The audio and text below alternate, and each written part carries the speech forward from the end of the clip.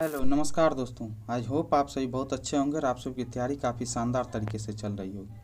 आज हम लोग करने वाले हैं नेक्स्ट महत्वपूर्ण प्रश्नों के संग्रह का टॉप 25 महत्वपूर्ण वीवीआई प्रश्नों के संग्रह का नेक्स्ट सीरीज।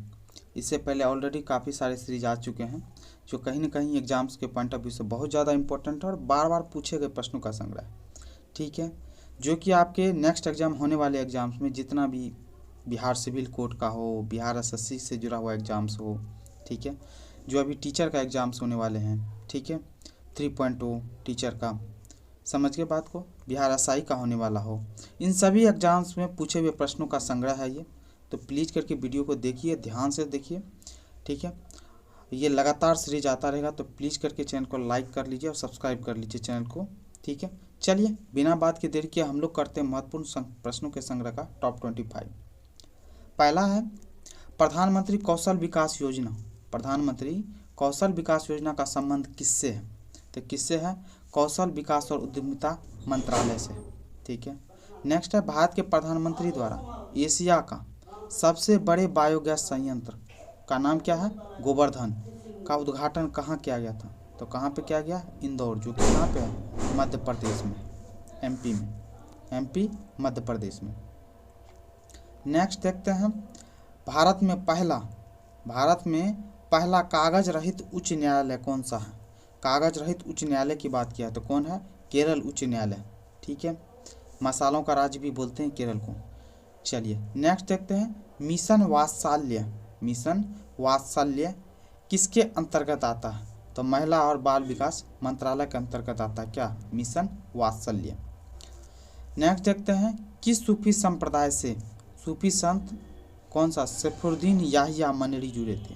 सैफुद्दीन याहिया मनेरी किस सूफी संप्रदाय से जुड़े हुए थे? तो किससे जुड़े हुए थे? फिरदौसी संप्रदाय से जुड़े हुए थे।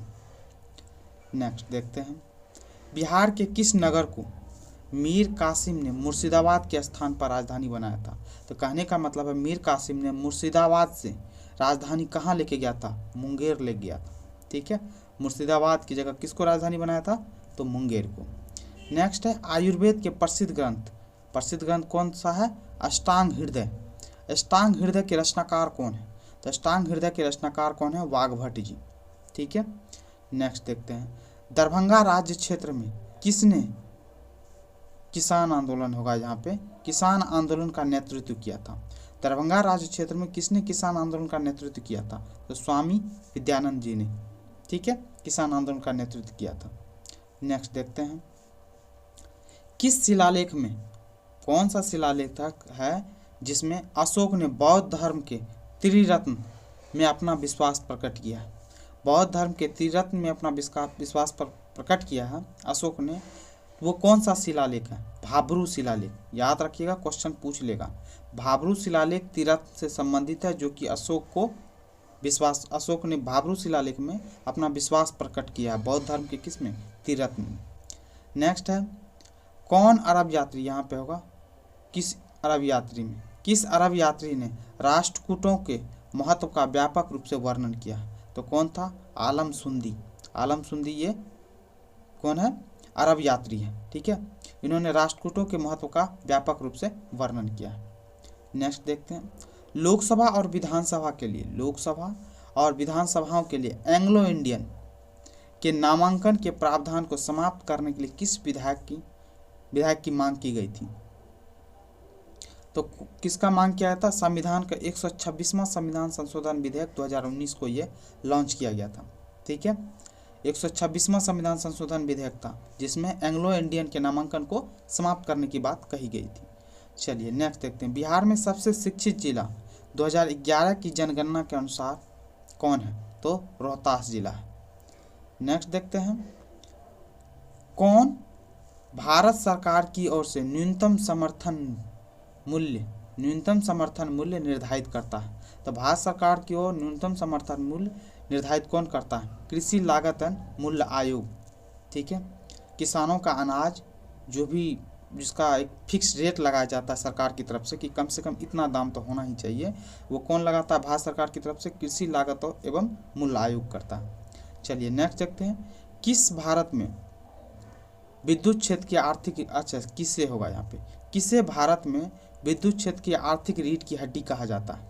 तो पावर फाइनेंशियल कॉरपोरेशन को, पावर फाइनेंशियल कॉरपोरेशन को विद्युत क्षेत्र में, बोले तो इलेक्ट्रिसिटी के क्षेत्र में आर्थिक रीढ़ की हड्डी कहा जाता है। किसको? पावर फाइनेंशियल कॉरपोरेशन को। नेक्स्ट देखते हैं, कांग्रेस में उदारवादियों पर आक्षेप पर सुरक्षित वाल्व सिद्धांत का प्रयोग किसने किया था? तो लाला लाजपत राय ने किया था। ठीक है, चलिए नेक्स्ट देखते हैं, भारत में विभाजन को प्रथम बार किस योजना के द्वारा स्वीकार किया गया था? माउंटबेटन योजना। ठीक है, माउंटबेटन योजना के द्वारा भारत में प्रथम बार विभाजन के प्रस्ताव को स्वीकार किया गया था।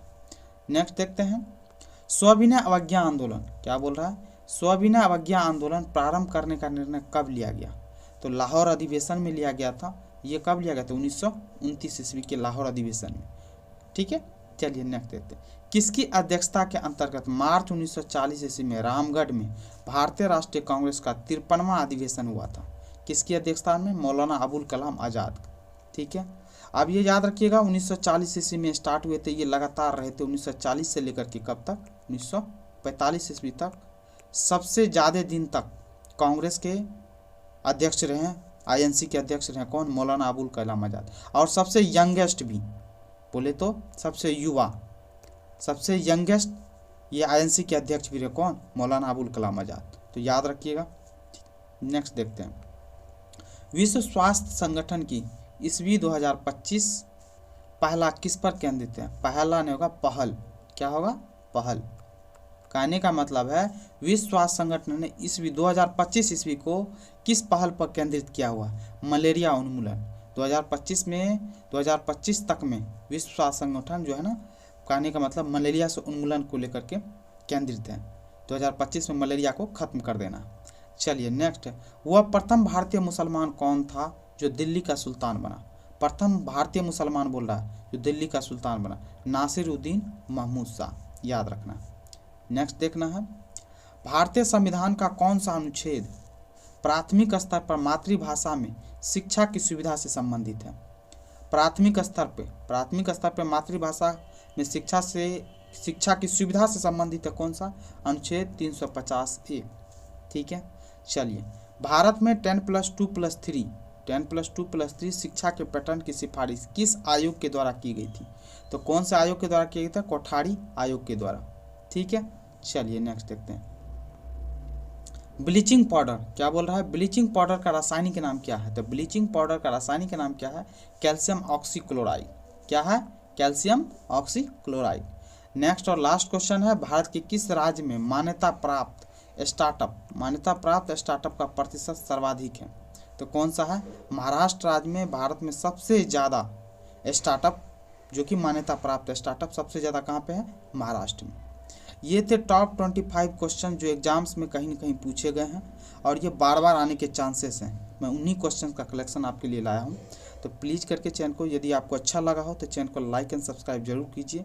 ठीक है, आई होप वीडियो आपको पसंद आया हो तो चैनल को लाइक एंड सब्सक्राइब करें। Thank you so much.